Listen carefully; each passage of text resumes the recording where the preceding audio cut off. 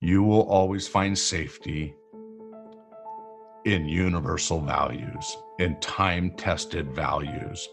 And even though the world is reactionary and all kinds of ideals and focuses are being spun around, number one, you don't need to jump into every conversation.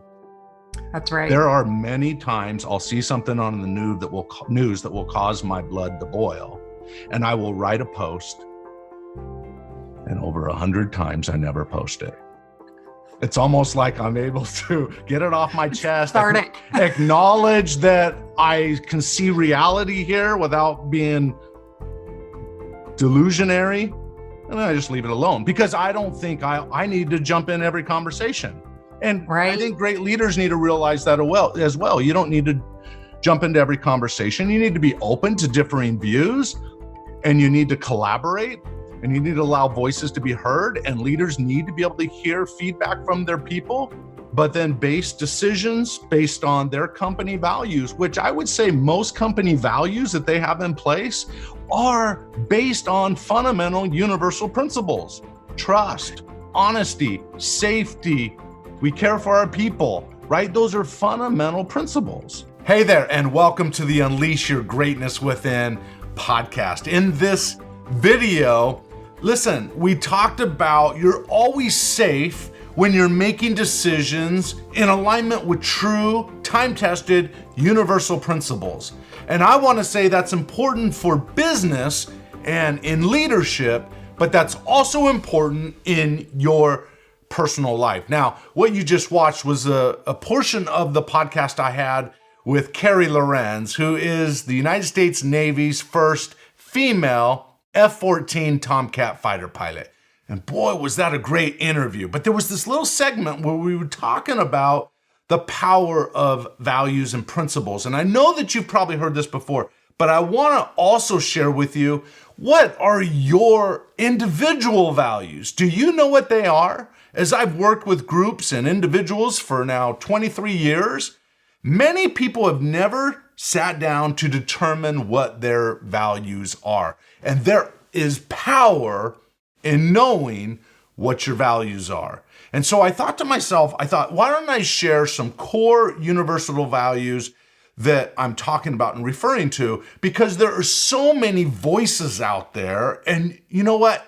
True values might get lost in the mix, okay? And like I said in the beginning, if you stay in alignment with these principles, you will not only be safe, but you will also find more happiness and fulfillment in your life. And so I'm going to pull some ideas from this piece of paper here. I have it in my office, which is called The 10 Virtues by a religious leader named Gordon B. Hinckley. And let me tell you, he lays out these core principles, universal, time-tested principles that will lead. He actually wrote a book in 2001 called Standing for Something, 10 Neglected Virtues That Will Heal Our Hearts and Homes. And I think with all the energy that's out there, with the election coming up and so forth, it doesn't matter where you're at today, these principles can make a difference in your life. So I just want to run through them really quick. Number one, he says love.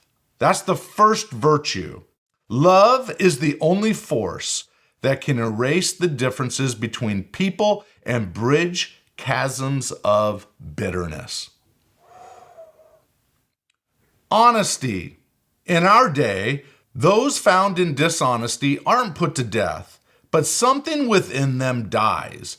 Conscience chokes, character withers, self-respect vanishes, integrity dies. How cheaply some men and women sell their good names.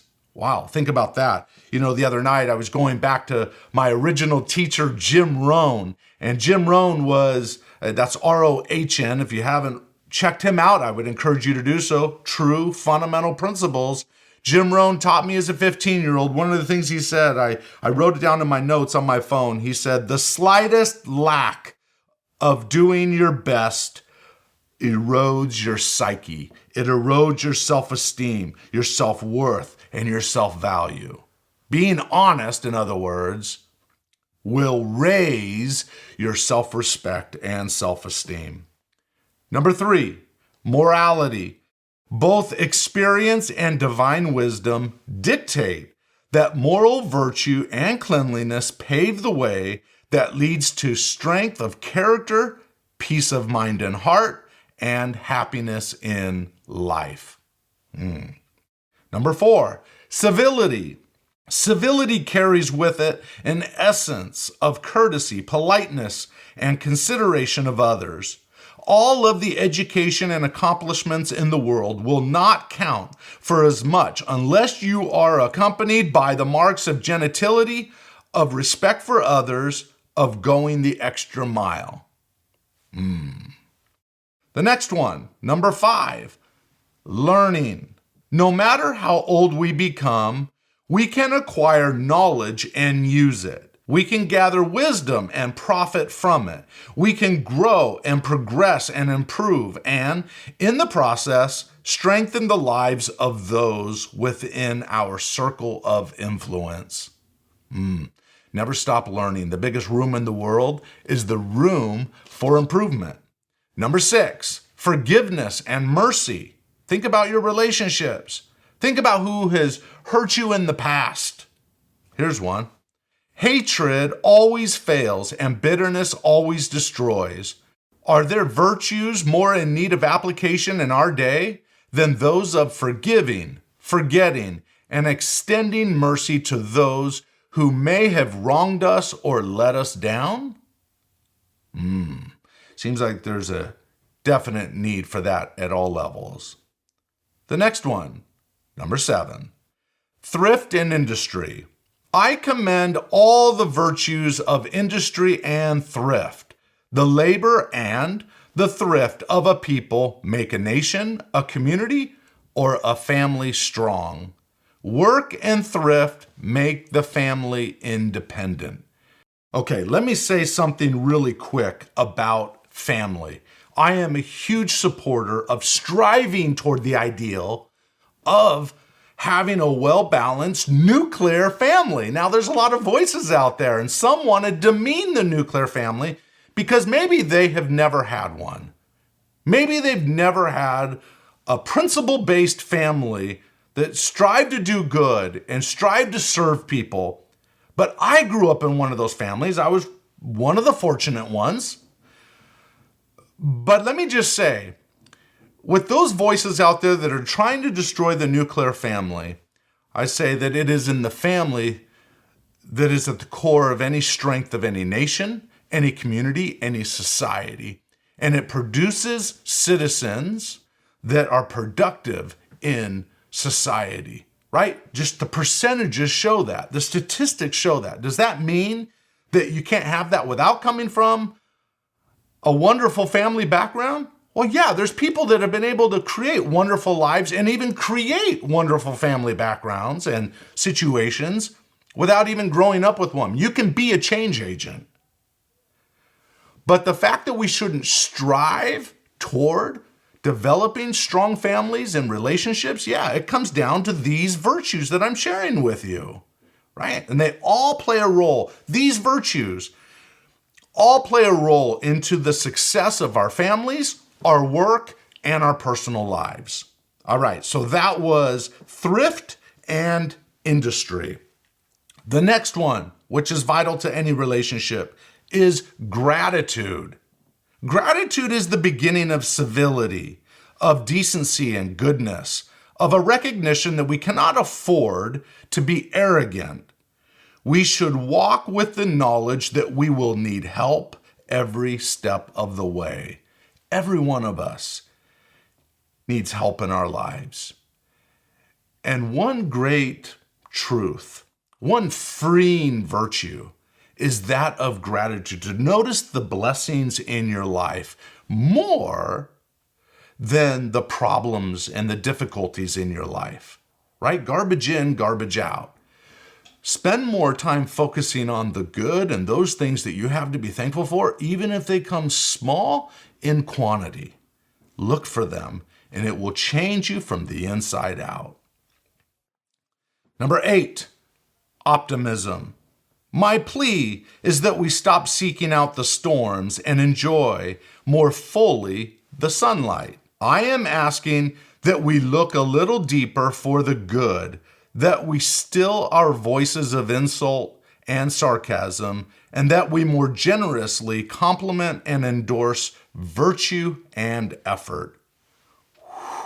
See the world as that the future will work out good, right? Look at the world with the glass half full rather than half empty, if you will. And then the last one is faith. Great buildings were never constructed on uncertain foundations. Great causes were never brought to success by vacillating leaders. Faith has always been and always must be at the root of any meaningful practice and endeavor. To think that they're not brand new principles. To think that these were, they've been around for thousands of years, but that Gordon B. Hinckley wrote these down in a book called Standing for Something 20 years ago, and how meaningful they are today.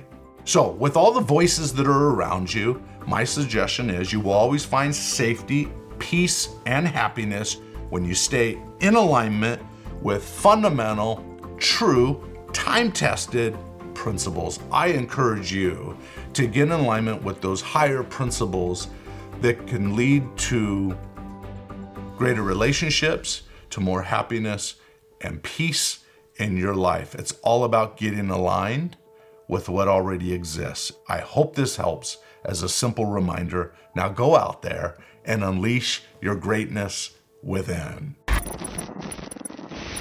Podcast listeners, thanks for listening. You've taken time out of your schedule, and I really appreciate it. Now do me a favor. If you like what you heard, star it. Thanks. Now go unleash your greatness within. GreatnessWithin.com